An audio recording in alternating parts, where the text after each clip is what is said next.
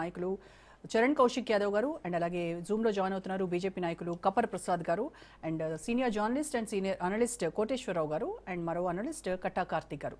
నమస్కారం అండి అందరికీ. రైట్, ప్రసాద్ గారు ముందు మీతో స్టార్ట్ చేద్దాం.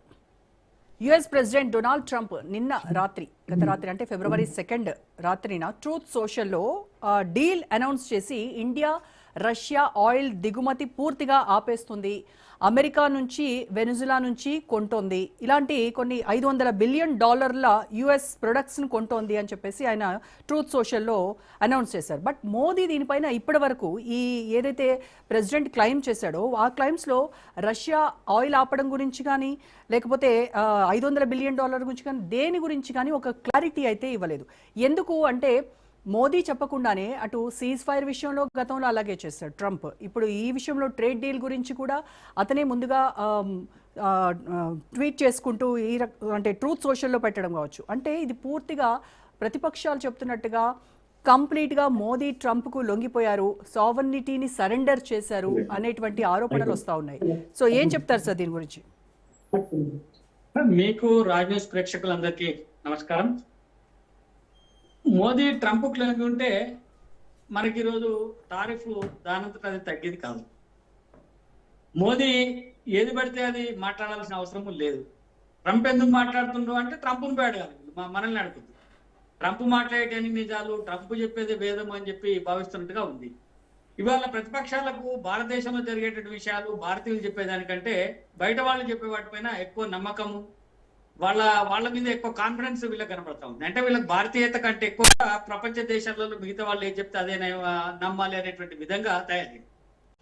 తర్వాత ప్రతి విషయంలో మోదీ ఎందుకు చెప్పలేదు, మోదీ చేసి చూపిస్తాడు, చెప్పడం మోదీకి అలవాట్లేదు, చేసి చూపించడం మోదీకి అలవాటు. ఏ రకంగా మోదీ తన కార్యక్రమాలు నిర్వహిస్తా ఉన్నాడు, భారతదేశ ఆర్థిక వ్యవస్థ పురోగతి కోసం మోదీ తీసుకుంటున్నాడు చర్యలు అనేది ఆయన చర్యల ద్వారా మనకు అవగతం అయితేనే ఉంది. మనం ఎప్పుడు ట్రంప్ బతిలాడలే కదా, నువ్వు నాకు టారిఫ్ పెంచినావు తగ్గియమని చెప్పి. ఖచ్చితంగా మనం చేసేటువంటి చర్యల మూలంగా, భారత ప్రభుత్వం తీసుకుంటున్నటువంటి చర్యల మూలంగా ట్రంప్ దిగొచ్చిండు అనేది స్పష్టంగా అర్థమవుతుంది. నేషనల్ మీడియా తర్వాత ఇంటర్నేషనల్ మీడియా కూడా విషయాన్ని స్పష్టంగా చెప్తూనే ఉంది. ఏది ట్రేడ్ డీల్ విషయంలో ట్రంప్ దిగొచ్చారంటున్నారా? అవును, 100% కదా. సో దిగి రావడం వెనక ఉన్నటువంటి కారణం ఏంటి? దిగి రావడం అనుకుంటే ఆర్థికంగా భారతదేశం బలపడుతుంది, అమెరికా అవసరం లేకుండానే మనం మన ట్రేడ్ ను రూపొందించుకోబోతున్నాం. భారతదేశం ఇతర దేశాలతోటి సన్నిహితంగా ఉండి తన వ్యాపారాన్ని మెరుగుపరుచుకునేటువంటి అవకాశాలని, ఇతర దేశాల నుంచి దిగుమతులను కూడా అమెరికాతో అవసరం లేకుండా తీసుకునేటువంటి ప్రయత్నం చేస్తా ఉంది. కాబట్టి మేము ఇబ్బంది పడతామేమో, అమెరికా ఈ పరుగులో వెనుకబడిపోతుందేమోనటువంటి భయంతో ట్రంప్ దిగొచ్చి తనంతలో తనే ఇవాళ మన టారిఫ్ ను తగ్గించినటువంటి పరిస్థితి మనం చూసినాం. మరి రష్యా ఆయిల్ దిగుమతి పూర్తిగా ఆపేస్తుంది, రష్యా నుంచి ఆయిల్ దిగుమతి చేసుకోదు భారత్. ట్రంప్ చెప్పగానే అయిపోదు కదా, ఆపేస్తుందని భారతదేశం ఎక్కడ చెప్పలే కదా. భారతదేశం రష్యానికి కొనుతోట మనం ఇక్కడ ఆగలే కదా, కొనుగోలు చేసినాం కదా. బట్ స్టిల్ కొంటాము అని కూడా చెప్పలేదు కదా ప్రసాద్ గారు.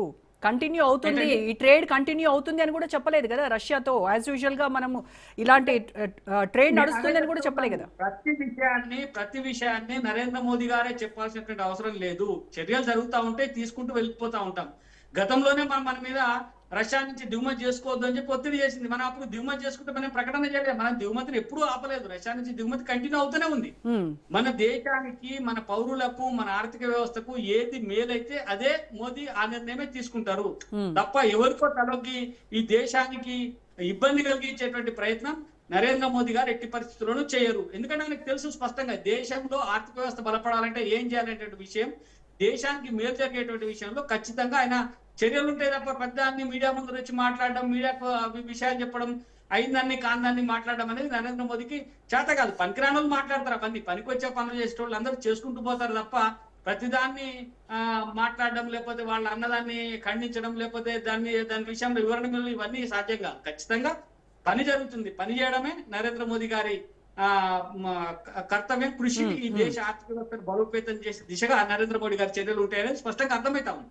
ప్రపంచ దేశాల్లో కూడా చాలా మంది ఆర్థికవేత్తలు ఇదే అంశాన్ని చెప్తా ఉన్నారు, భారతదేశం బలమైనటువంటి ఆర్థిక వ్యవస్థగా రూపొందుతుంది అనేది స్పష్టంగా అర్థమవుతా ఉంది.